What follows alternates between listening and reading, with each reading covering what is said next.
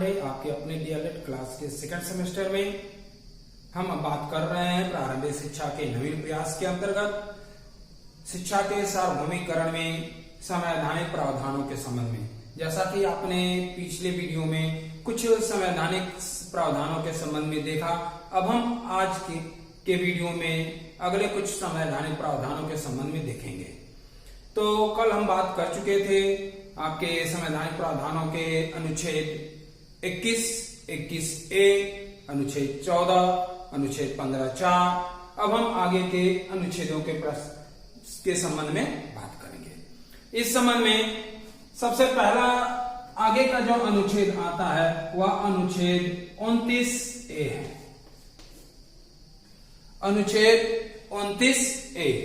अनुच्छेद 29A में यह कहा गया है कि भारत के राज्य क्षेत्र के अंदर निवास करने वाले निवासियों के संबंध में उनको अपनी संस्कृति और शिक्षा को बनाए रखने का अधिकार होगा। भारत के राज्य क्षेत्र के अंदर रहने वाले निवासी अपनी संस्कृति एवं शिक्षा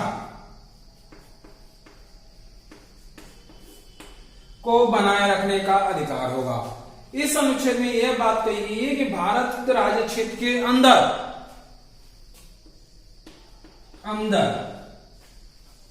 उनके निवासियों को संस्कृति तथा शिक्षा के अधिकार को बनाए रखने का अधिकार होगा। ये जो अनुच्छेद है वह अप्रत्यक्ष रूप से शिक्षा के सार्वभौमिकरण में सहयोग प्रदान करता है। हम इस अनुच्छेद को कुछ इस प्रकार से देख सकते हैं कि निवासी हैं उनको अपनी भाषा, लिपि तथा संस्कृति, भाषा, लिपि तथा संस्कृति को शिक्षा के रूप में या अकॉर्डिंग टू शिक्षा बनाए रखने का अधिकार होगा। इसमें आप शिक्षा जो है वह एक सेकेंडरी रूप से आप इसमें प्राप्त करते हैं। इसके बाद आगे का जो अनुच्छेद है वह है अनुच्छेद 29(4). अनुच्छेद 29B। अनुच्छेद 29B जो इस बात की तरफ इंगित करता है कि भारतीय राज्य क्षेत्र में किसी भी व्यक्ति को किसी भी प्रकार के शिक्षण संस्थान में प्रवेश करने से रोका नहीं जाएगा। शिक्षण संस्थान में प्रवेश से रोका नहीं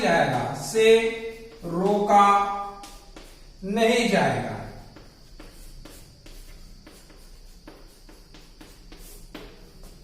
तो ये दोनों अनुच्छेद मिलकर इस बात की तरफ इंगित करते हैं कि हम पाएंगे कि जो अनुच्छेद है 29A, 29B आपके शिक्षा के सार्वभौमिकरण के लिए अत्यंत जरूरी हैं।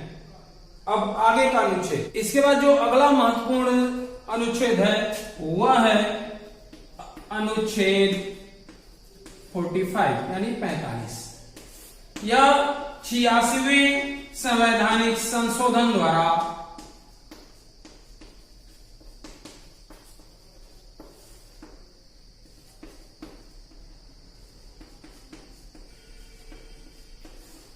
भारतीय संविधान में जोड़ा गया।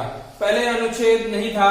इसमें यह कहा गया है कि अब देखिए जो अनुच्छेद 45 है वह अनुच्छेद 21A के समरूप इसलिए नहीं है कि अनुच्छेद 21A में आपके 6 वर्ष से लेकर 14 वर्ष तक के बालकों की बात की जाती है, जबकि 45 में अनुच्छेद 45 में 0 से लेके 6 वर्ष तक के बच्चों की ही बात की गई है।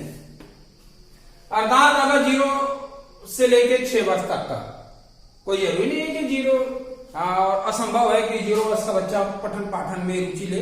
अर्थात जब से वह रुचि लेना प्रारंभ करे तब से लेके 6 वर्ष तक के सभी बालकों के लिए निःशुल्क एवं अनिवार्य शिक्षा की व्यवस्था करना इस अनुच्छेद में कहा गया है। अर्थात शिक्षा के सार्वभौमिकरण में अनुच्छेद 45 एक महत्वपूर्ण भूमिका निभाता है, जिसमें यह कहा गया और यह 86वें संवैधानिक संशोधन द्वारा जोड़ा गया है, जिसमें यह कहा गया है कि राज्य का यह कर्तव्य होगा कि वह 6 वर्ष से कम तक के बालकों के शिक्षा की उचित व्यवस्था करने का प्रयास करे।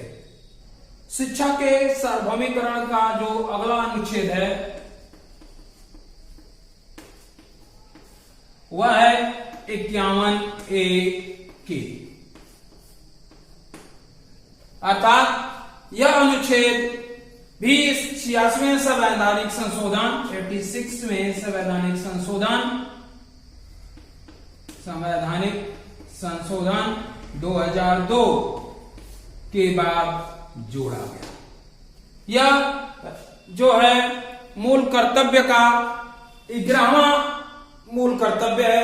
पहले 10 मूल कर्तव्य थे, बाद में ये 11वां मूल कर्तव्य जोड़ा गया और इसमें यह कहा गया है कि संरक्षक का यह दायित्व होगा, माता पिता का यह दायित्व होगा। इस अनुच्छेद में माता पिता के साथ संरक्षक इंक्लूड है कि माता पिता अथवा संरक्षक